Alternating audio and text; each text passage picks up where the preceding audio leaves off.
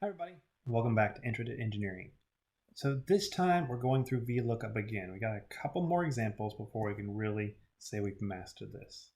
Okay, so I have a cooler example this time. I tried to make them as realistic as possible, but sometimes there's just nothing I can do to get the basic concepts. This one I could. So pretend that you're an IT specialist working with campus security. You build them a simple tool to find information from their database, but you realize that you selected the wrong section of the table. So what I want you to do is fix the VLOOKUP function so that it selects the correct part of the table. Okay. So computer ID right here, using data validation, I made it so it only can choose different computer IDs that are actually here. But you notice that all of these are wrong. So let's look at it and see where it went wrong. I'm going to double click it and you can see, okay. Well, there's my issue. I was supposed to be selecting this entire table, and instead I only selected this section. I forgot to select my key. Key has to be part of that data.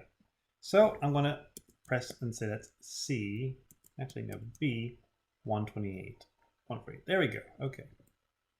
Hit enter and it pops out. We have some issues here. This looks a bit weird. Well, let's try dragging it over and see what happens.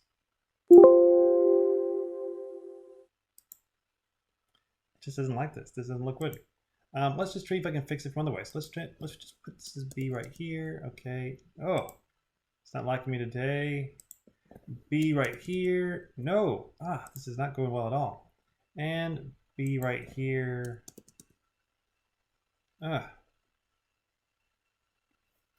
So this went pretty terribly. It just hurts to look at. So what went wrong? Why did everything go so terribly wrong? Well, it's because I tricked us. I did it on purpose. When you selected this whole table, because you're hopefully following along with me, one thing we didn't do is we didn't update the numbers, the column number. You have to choose a column to tell it where that data you want is. So file size, column 1, column 2 is probably what you thought. So 2 would have been fine.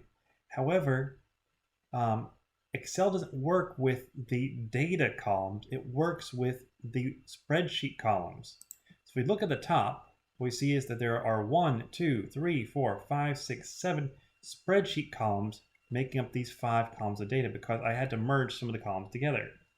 Why did I do this? To trick you so you would learn this. It's important. Okay, so if I count then, file size is actually in column 3. And we're good. File count is in column 4. Because 1, 2, 1, 2, 3, 4. Okay. So keep on changing this, I can get there. Free disk space is in columns 1, 2, 3, 4, 5, and 6. So let's see what happens if we type in 5 or 6. So 5, it works. That worked good. And I'm going to change it to 6 now. And it also does the exact same thing. As long as it's one of the columns that hits the value, it will work. Then finally, this is column 7 right here. So if I type this in, this will be column 7. And we're good. Okay. So be very, very careful. That column number is extremely important. And if you have a merged column like this, where it shows just one column of data, it's looking at the data sheet, the Excel spreadsheets column. So 1, 2, 3, 4, 5, 6, 7 columns make up the 5 columns of data. Hopefully that made sense to you. Okay, now let's undo it because I have to. And there we go. Okay, now so far we've been looking at one value. But what you can also do with the VLOOKUP function is you can pull data into a new table. We want to do it hundreds of times. You want to be able to use that whole autofill thing because autofill is awesome. So we have to input it in one place and drag it down. So how hard could this be? We've gotten some practice now. We know how to pick the column. We know how to pick the table. We know how to pick the key. So hopefully it'll be easy. So right here I have some people and they were either for or against this new development. And they messaged this person. And you being an economist are like, well, I can't just email them and say, hey, how much do you make? Are you a rich person? That's why you're against it? Are you a poor person? That's why you're against it? Are you middle class and that's why you're against it? I want to know. You can't ask them that, and you can't, do anything too shady. What you could do is look at the average income of that zip code that their letter came from and say, maybe, just maybe, I can kind of give an idea of who is in one income bracket, who's in another. So let's try this out. We've got one table that has all of that income data. We've got a second table that we want to put it into. So always start up with VLOOKUP. So VLOOKUP, okay. And the first thing is the lookup value. Well, I'm using zip code as my key. That's how I'm going to find their income. So I click on the zip code. I'm not hard coding it in there because this time I actually want to be able to change things. And then the table array. As always, I select the entire table without getting the headers. And this time I get lucky. There's 3 columns of data and there's only 3 columns here, so I don't have to worry about that whole missing around numbers. Okay, and then where is the data I want? I want their average income. And so that is column 1, 2, 3. Column 3 would have that. So type of 3, and as always, false at the end. Okay, I've got it.